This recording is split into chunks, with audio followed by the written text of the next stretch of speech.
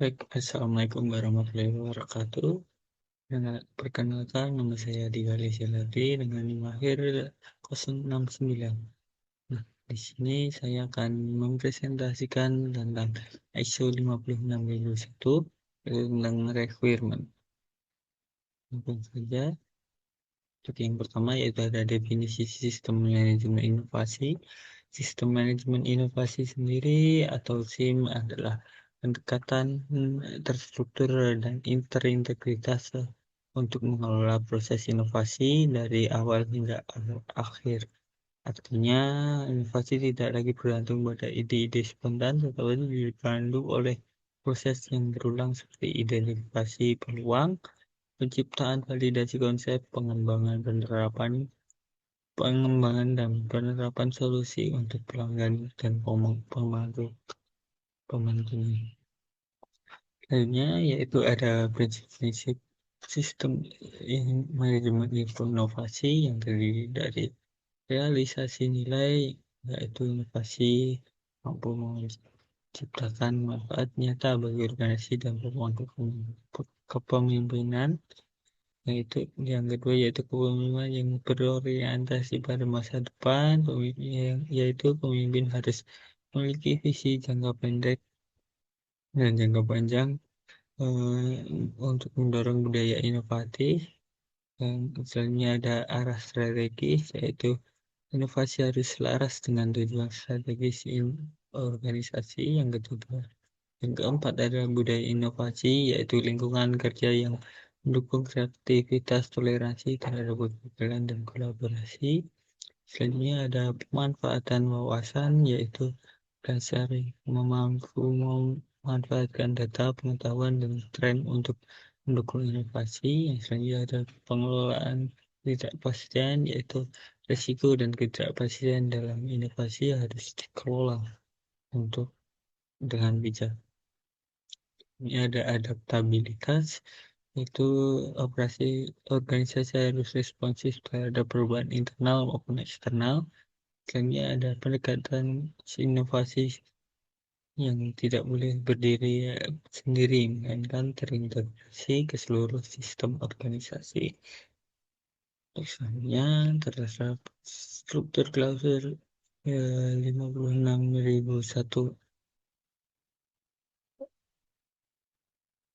Nah, ISO 56001 ini terdiri dari 10 klausul utama yang memberikan kerangka kerja sistematik. Pertama ada ruang lingkup, referensi normatif, 3 istilah dan definisi, konteks organisasi, kepemimpinan, perencanaan, dukungan, operasi, evaluasi kerja, dan perbaikan.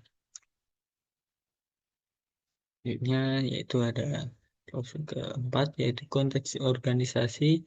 Nah, organisasi ini perlu memahami lingkungan internal dan eksternal yang eh, dapat mempengaruhi kemampuannya dalam berinovasi. Nah, ini cukup memahami untuk kebutuhan memahami organisasi dan konteksnya, juga kebutuhan dan harapan pihak yang berkepentingan pada organisasi tersebut. Yaitu ada penetapan ruang lingkup sistem informasi, sistem inovasi, dan yang terakhir yaitu ada niat dan sistem manajemen inovasi. Selanjutnya yaitu ada kepemimpinan. Kepemimpinan ini memiliki pemimpin yang sangat krusial dalam keberhasilan inovasi. Pemimpin ini tidak hanya bertugas untuk menetapkan eh, kebijakan dan strategi inovasi, tapi juga harus menjadi teladan dan mendorong budaya inovatif. Mereka juga bertanggung jawab untuk menciptakan lingkungan yang aman bagi eksperimen yang mengelola perubahan organisasi serta memastikan bahwa setiap individu memiliki peran dan tanggung jawabnya pada inovasi itu sendiri. Ini ada perencanaan. Perencanaan inovasi ini mencakup identifikasi risiko dan peluang yang relevan. Selain itu juga penetapan tujuan inovasi yang jelas, serta perencanaan sumber daya dan struktur organisasinya. Itu juga perlu portofolio inovasi yang mencerminkan keseimbangan antara ide-ide jangka pendek dan proyek-proyek yang transformasional. Selain itu, dan juga kolaborasi internal dan eksternal yang harus dirancang sebagai bagian dari strategi inovasi. Ini ada dukungan, yaitu klausul 7. Tanpa dukungan sumber daya yang cukup, sistem informasi ini tidak akan berjalan dengan lancar.